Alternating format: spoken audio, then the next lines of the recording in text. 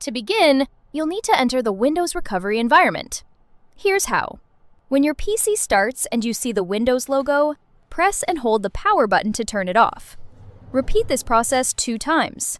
On the third boot, Windows will automatically enter recovery mode. Once you're in the recovery mode screen, here's what to do.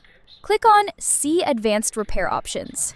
This will take you to a menu with more troubleshooting tools. Next, click on Troubleshoot. This is where you'll find options to repair or reset your PC. Then, click on Advanced Options. Here, you'll see several tools to fix different types of issues. One of the options you'll see is Uninstall Updates. If your PC started acting up after a recent Windows update, this is where you can remove the latest quality or feature update that might be causing the problem. It's a good first step if the issue happened just after an update. But for now, we won't use that option. Let's go back and now click on Startup Repair. This option tries to automatically fix startup issues preventing Windows from booting correctly.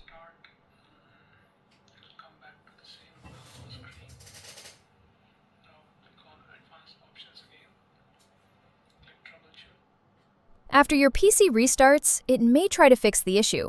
If it doesn't work, go back to Advanced Options, then Troubleshoot, then Advanced Options again, and this time click on Command Prompt. From here, we'll run manual repair commands to fix the system. Type the following command and hit Enter. chkdsk. This will scan your hard drive for any errors. It may take a few minutes. Just let it finish. Next, type sfc/scannow. This command checks all protected system files and replaces any corrupted ones. It might take some time depending on your system. Be patient and let it complete.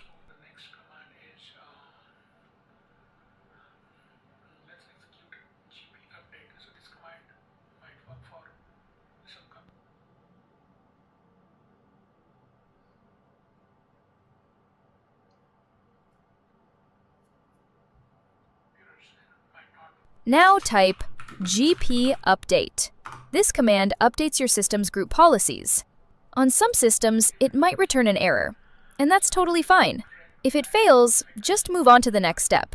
Now let's repair the master boot record. Type bootrec/fixmbr.